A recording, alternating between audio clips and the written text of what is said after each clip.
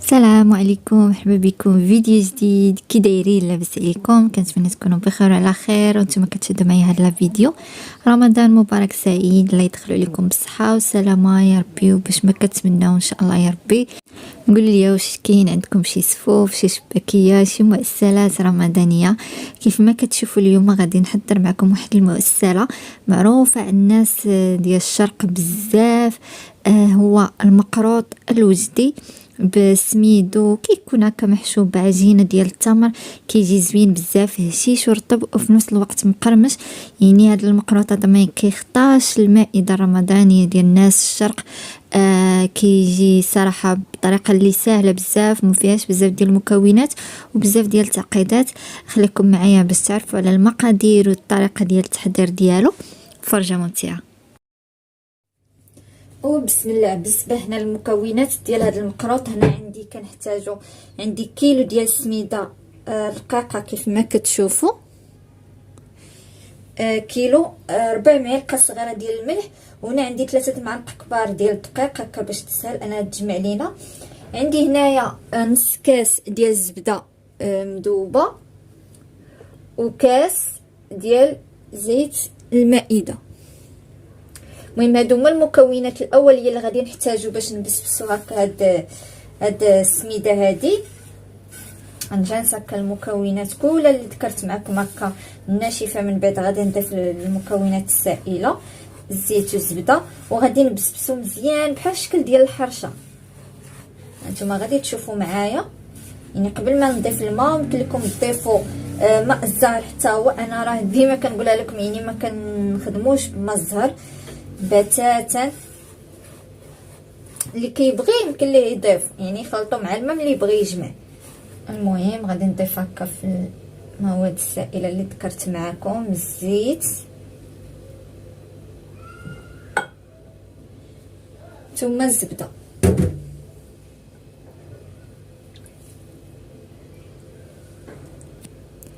صافي غادي نجانسو هكا الكل مزيان، وغادي نبسبسوها كيف قلت لكم حتى تلبس كلها ديك الزيت والزبده. ها هكذا كيف ما غادي تشوفوا نتلبس كلها ليكم، وغادي نعاود نرجع معاكم.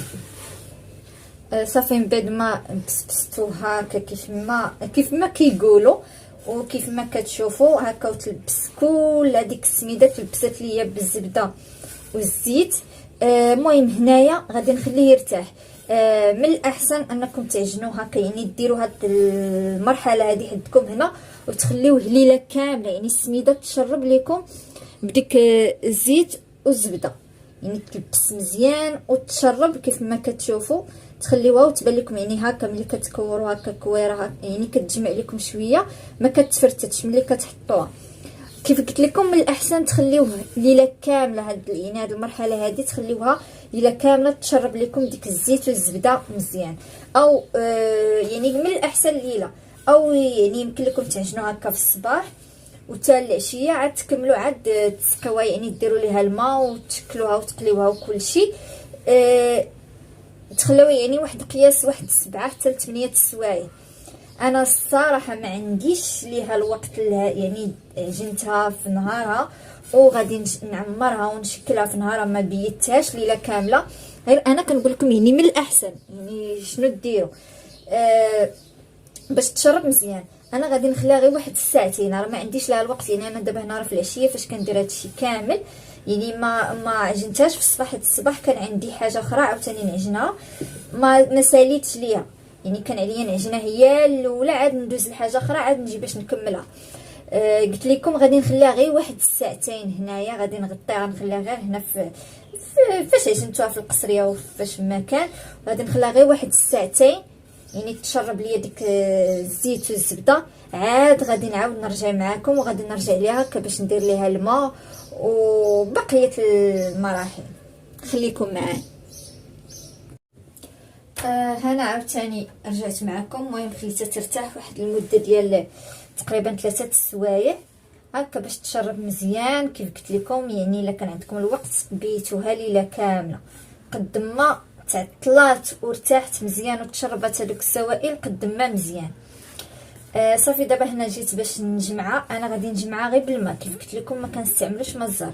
اللي كيبغي ما الزهر يمكن ليه يخلط بيناتهم بين الماء وما الزهر، يعني ما يجمعش كلشي غير بما الزهر، غتجي مجهده بزاف وقوي، يبان قوي فيها. يعني خلطهم بيناتهم، يعني مثلا درتو غادي تجمع مثلا كاس ديال الماء، هو راه ماشي كاس الماء اللي غادي يجمعها، غير مثلا كاس الماء غادي ديروا 4 كاس ديال ما الزهر، فهمتوا؟ المهم انا غادي نجمع. الصراحه ما عرفتش قياس ديال الماء اللي غادي نعطيكم، راكم عارفين السميده كتختلف هكا النوعيه ديالها. المهم انا غادي نبدا نجمع تنسالي، وغادي نوري لكم هكا كيفاش كتحصلوا عليها. المهم هي كتجي القوام ديالها شبيه بالقوام ديال الحرشه، غير كتكون ثقيل شويه على ديال الحرشه. انتما راه غادي نوري لكم، حيت راكم عارفين كاينه السميده اللي كتشرب، كاينه اللي العكس. ما نقدرش نعطيكم القياس بالضبط ديال الماء، انا غادي نبقى نضيف فيه تدريجيا تنوصل القوام اللي بغيت، وغادي نوريه لكم.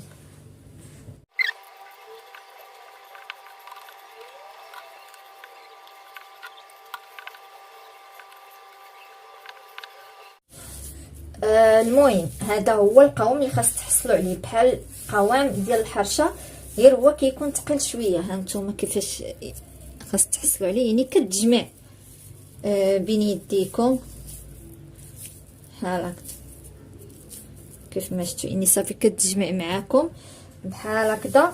صافي غادي تحبسوا الماء. بالنسبه اللي عندهم نفس هاد الكاس هذا، يعني باش اللي باغي يعرف القياس بالضبط، اللي عنده نفس هاد الكاس راه 2 كيسان منه اللي استعملت، لا عفوا 3 الكيسان. صافي غادي نخلي هنا السميده ديالي ترتاح غير واحد 5 دقائق، غير في الوقت فاش غادي نوجد الحشوه او العجينه ديال التمر. بسم الله. هنا عندي نص كيلو ديال العجينه ديال التمر، غادي نحلها ونوضعها في واحد الصحن فاش غادي نخلط. هنا بسم الله غادي نزيد عليها واحد معلقه صغيره ديال القرفه، زائد معلقه صغيره ديال الزبده. صافي غادي نجانس هكا هاد المكونات كامله، غادي نعجن هكا هاد التمر ديالي، ندخل فيه هاد الزبده وهاد القرفه. المهم انا راه كان شحال هادي في الثلاجه، يعني باش جبناه داكشي علاش قاصح. نتوما يعني الا كان عندكم في الثلاجه خرجوه على تيساع هكا باش يرطب معكم، او غير تجيبوه وخدموا به. المهم انا غادي نحاول معاه حيت فريمون قاصح بزاف، تيدخل فيه هكا هاد القرفه والزبده، وغادي نعاود نرجع معاكم. صافي هنايا من بعد ما دخلت هذوك المكونات هنا، راه تحكمت فيه هنايا فوق سطح العمل باش ندللكم مزيان، باش ندخل فيه هذيك الزبده والقرفه كيف ما قلت لكم. يمكن لكم ما الزهر ديروه في هذه المرحله هذه، يعني ديروه مع التمر، يعني نتوما الاختيار كيبقى لكم هكا باش ديروه معاه، هكا باش يسهل عليكم انكم تعجنوه. المهم هنا راه دخلت ديك الزبده والقرفه كيف ما كتشوفوا. بقات واحد المرحله اللي اختياريه، يعني بغيتو تضيفوه ضيفوه، ما بغيتوش ما تضيفوه، عندكم ديروه ما عندكمش ما ديروهش، يعني الاختيار كيبقى لكم. هنايا بغيت نزيد شويه ديال هكا القرمشه والنسمه كذلك، وحتى القهوه بغيت نزيد ندخل فيه هكا شويه ديال الزنجلان. كاين اللي كيديروا كاين اللي ما كيديروش، يعني داكشي علاش قلت لكم الاختيار كيبقى لكم. انا غادي ندير واحد شويه، غادي نحاول هكا ندخلو في هكا في العجين ديال التمر ديالي. غنبقى نضيف شويه بشويه حتى نوصل يعني القياس اللي انا باغا. نتوما الا ما بغيتوش ما تضيفوش.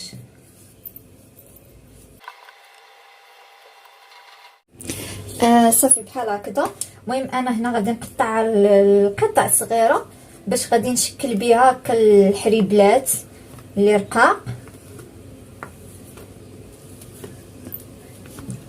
كيف ما غادي تشوفوا معايا.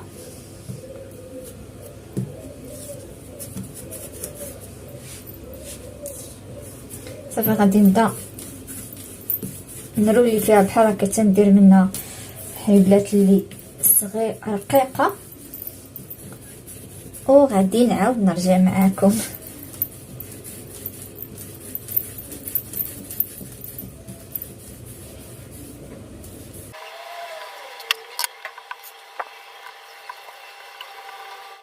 صافي هكا شكلت التمر على شكل الحريبلات كيف ما كتشوفوا. صافي دابا بقى ليا غير ندوز باش نشكل هكا المقرط ديالي. صافي هنايا بسم الله غادي ناخذ هكا شويه من ديك السميده اللي حضرت معكم في الاول، غادي نديرها حتى هي هكا على شكل طولي.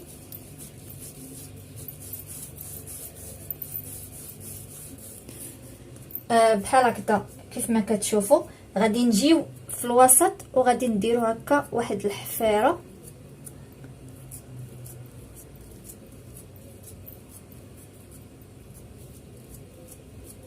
هكذا كيف ما كتشوفوا، وغادي نحط عجينه التمر بحال هكذا. غادي نضغط عليه شويه صافي، وغادي نطلع هكا هكا العجين ديال السمين تنسد، يعني كنغطي داك التمر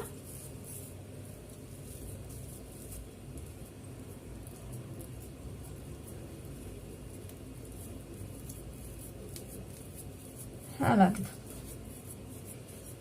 المهم نعاود نحاول نشكلو انني يعني يكون ما يكونش هكا، يعني يكون الشكل ديالو اللي مستطيل ومقاد. انتما غادي تشوفوا معايا.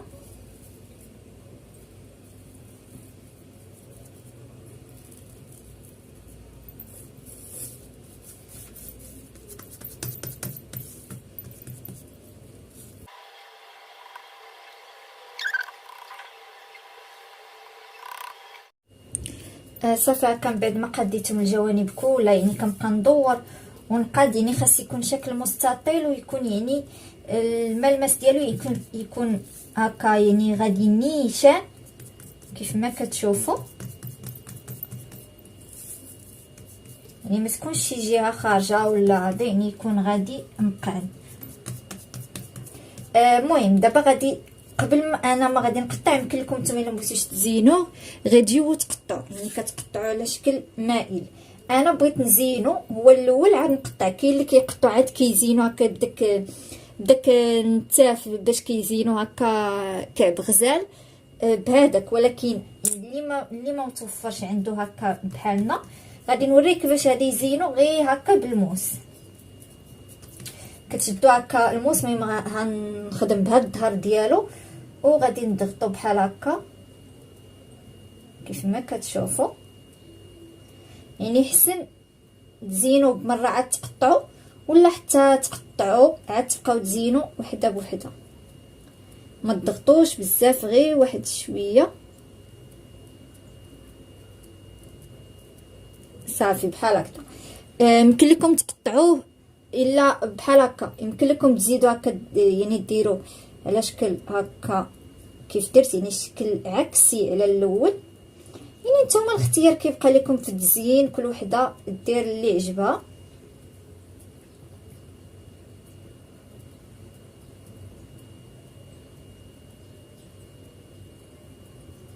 بحال هكذا كنتمنى يكون كيبان ليكم. صافي دابا غادي نبدا نقطع كيف قلت لكم، غتقطعوا بشكل اللي مائل.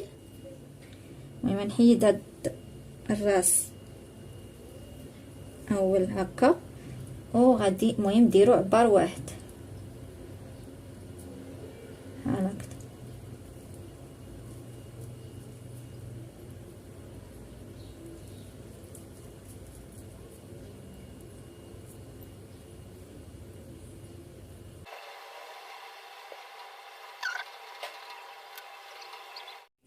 المهم بحال هكذا نتوما كيف ما كتشوفوا.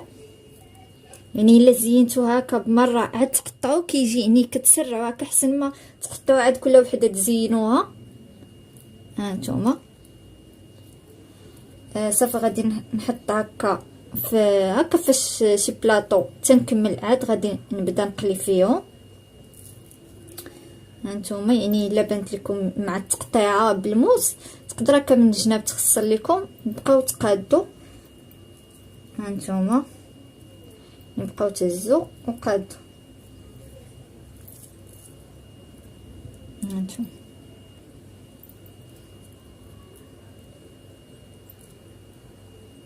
صافي انا غادي نستمر بنفس الطريقه تنكمل هكا المقروط كامل اللي عندي، عجين ديال التمر ولا عجين ديال السميد، وغادي نعاود نتلاقى معكم اكيد قبل ما نقليه.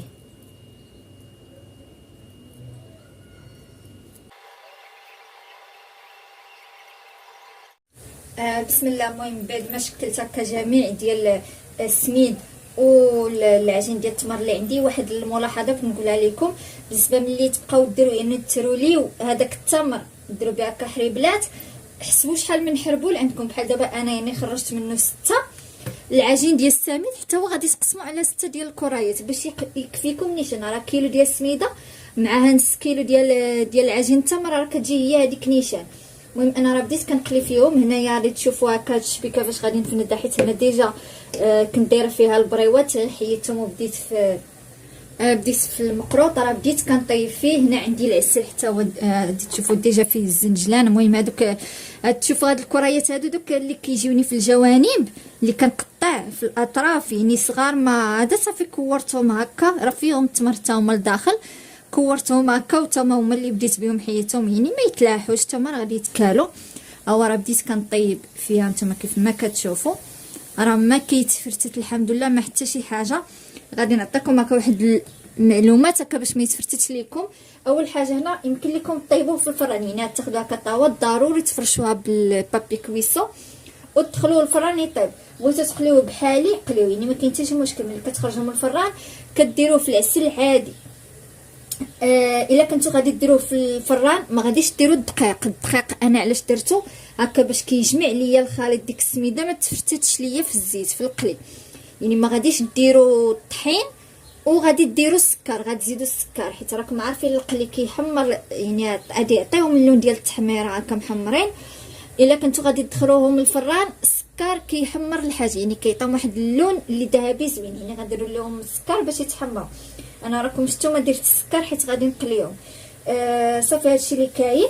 بالنسبه للكميه راه عطاني هذا البلاطو هذا اللي كتشوفوا زائد واحد صغير، يعني كيعطيكم واحد الكميه لا باس بها. كاينين عاوتاني بغيت نوري لكم هنايا كاينين جوج ديال، كاين هذا اللي درت فيه هاد الكارويات هكا اللي كبار شويه، او يمكن لكم ديروه هكا صغير، يعني ملي تكونوا كتشرطوا هكا بالموس تقربوه.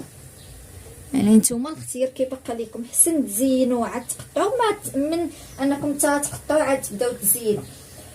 صافي هادشي اللي كاين بغيت نقول لكم دابا. هما راه قربوا بداو كيتحمروا، ملي غادي يتحمروا ليا راه غادي نوري يعني كتطفيوهم هكا في الزيت غير بشويه اللي كتكون كثيره، زيت كثيره وتكون سخونه، يعني الزيت خلوها حتى تسخن مزيان.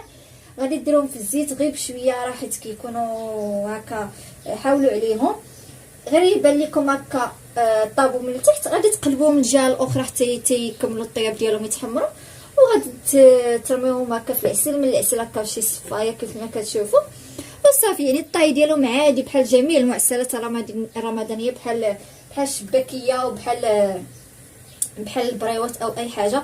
بالنسبه للشباكيه والبريوات ولسان الطير والبليغات راني سبق لي شاركتهم معكم، راه كاينين في القناه اللي بغا يجربهم ويديرهم، راني درتهم ما صورتهمش هذا العام. يعني لا فيديو اللي غادي تلقاوهم، لي فيديو اللي غادي تلقاو راه ديجا قدام، يعني هذا العام ما صورتهمش.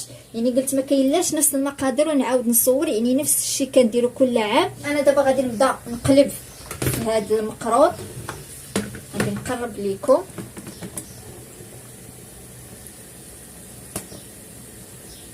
انا بط هكا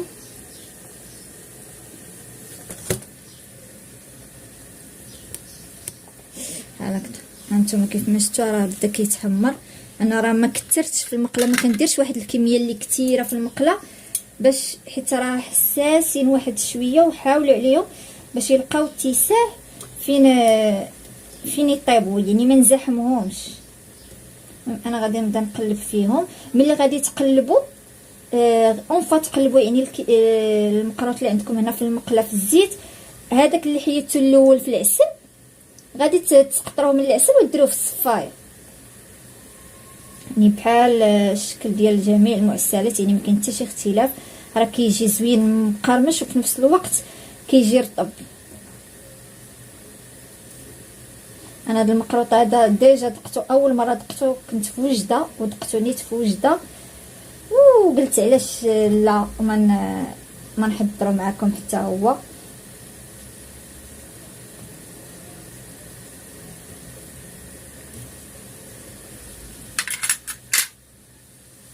صافي بحال هكا غادي نتسنى عليه شويه يتحمر من الاسفل وغادي نطفيه هكا في العسل. غير ملي في التحراك او سواء تحطوه في الزيت او في العسل غير يعطيوه غير الخاطر غير بشويه، حيت راه السميده راكم عارفين حساسه يعني باش ما يتفرتتش ليكم ويتهرس. صافي ودابا غادي نتلاقاو ان شاء الله في التقديم النهائي.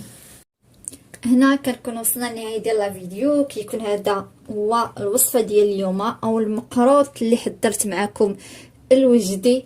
كيجي زوين هشيش ورطب وفي نفس الوقت كيجي مقرمش. غير تبعوا المراحل بالضبط اللي عطيتكم والمقادير بالضبط، يعني ما تستغناو على حتى شي حاجه.